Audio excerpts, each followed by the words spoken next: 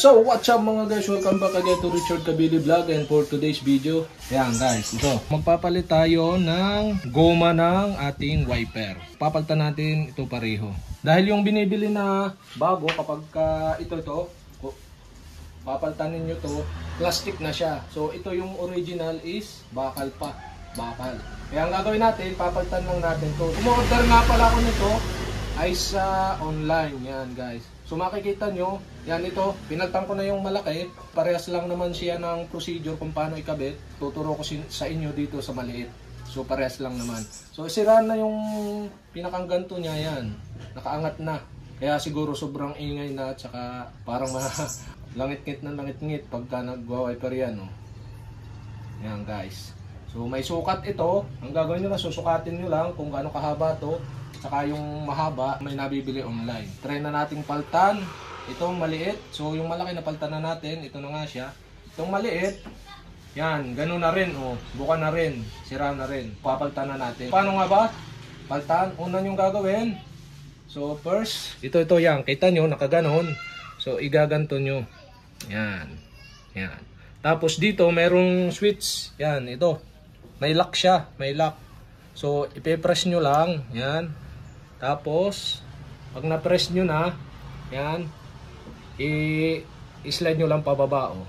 Yan, oh. Yan. Pababa, para matanggal. Yan, guys. Tanggal na siya, oh. Yan. Ganun lang, guys. Kadaling magtanggal niyan. So, pagbabalik, ganun din. Tandaan nyo na lang, yan. Medyo sikip dito, doon sa malaki, madaling tanggalin yan, oh. Ganun lang, oh. Pagka inilagay nyo dito, yan, di ba, nakaganto siya. Yan, ipipress nyo, ibubukan nyo pa ganto.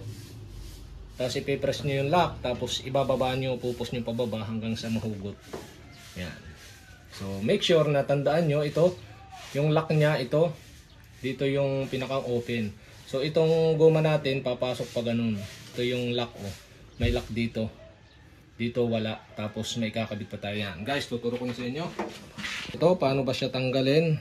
So, meron ditong lock sa dulo. Aring wala, aring dulo. Kabilang dulo, wala. Oh. Pwede siyang mahugot. Oh. Kita nyo, pwede siyang mahugot. Dito, sa kabila, meron siyang lock. Yan. Oh. Kaya hindi siya nahuhugot. So, ang gagawin nyo lang para matanggal siya. Yan. Kurutin nyo lang. Yan. Tapos, medyo slide nyo ng konti. Pagkakurot nyo. Yan, tigabila. Wala akong kukuhay kaya medyo hirap ay. Yan. Tapos saka nyo ganun yan. Nangasira na pati oh. Yan. Tapos mahuhugot na ninyo yan. Simula dito sa dulo hanggang pag ganun yan. Oh, medyo sumala na. Aring kabila oh. Try nating yan. Oh, mahuhugot nyo na. Pag ganun hanggang dulo oh. Tayo na siya. Yan. So tandaan nyo guys kung saan nyo inilabas. So doon nyo rin ipapasok. Yan. Paganto na natin ilagay. Yan. Ito yung pinakang goma niya. Meron siyang pampatibay na stainless na stick. Yan. Ito. Dito yan inilalagay. Yan. May kabila. Hanggang doon sa dulo. Dito may lock. Dito sa kabilang dulo wala. Papalitan na natin ito. Yan. So tanggalin na natin. Yan. Ito yung sira. Yan ang kunat na yung bilis ng matanggal. Ito yung bago. Yan. Gagawin nyo lang. Yan. Lalagay nyo dito. Yan. Saka dito sa kabila. Yung isa yan. Yan. Hold nyo lang. Yan. May lock naman doon sa dulo. Yan. Press and hold nyo dito. Tapos itama nyo lang. Hanggang doon sa pinakang dulo yan. Guys. Oh.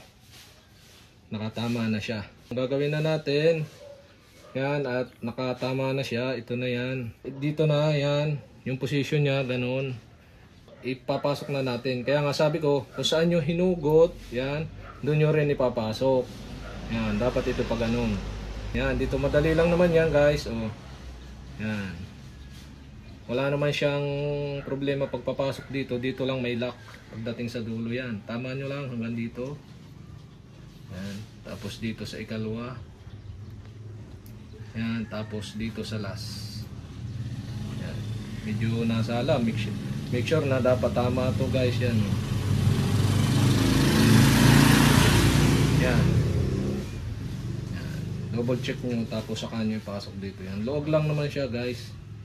Yan, nandito na tayo sa may pinakandulo. Yan, pasok na dito. So konting push pa para mag-lock. Yun.